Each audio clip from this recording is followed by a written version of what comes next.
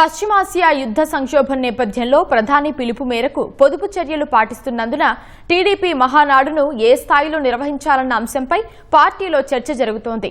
CM camp కార్యాలయంలో మంత్రులతో party working president Lokesh నిర్వహించిన బ్రేక్ఫాస్ట్ సమావేశంలో కొందరు మంత్రులు ఈ అంశాన్ని ప్రస్తావించారు.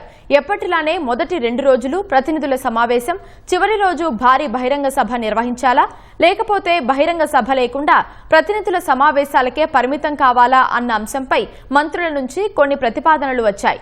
బహిరంగ సభ అంటే రాష్ట్రం నలుమూలల నుంచి లక్షల మంది వేల వాహనాల్లో తరలివస్తారని, పొదుపు చర్యలు పాటిస్తూ అంత భారీ ఎత్తున సభ జరపడం సరికాదేమోనన్న అభిప్రాయం కొందరి నుంచి వ్యక్తమైంది.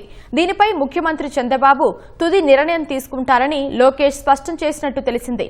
ప్రస్తుత పరిస్థితుల్లో బహిరంగ సభ లేకుండా మహానాడు నిర్వహణకు మొగ్గు చూపకపోవచ్చేమోనని పార్టీ వర్గాలు అభిప్రాయపడుతున్నాయి.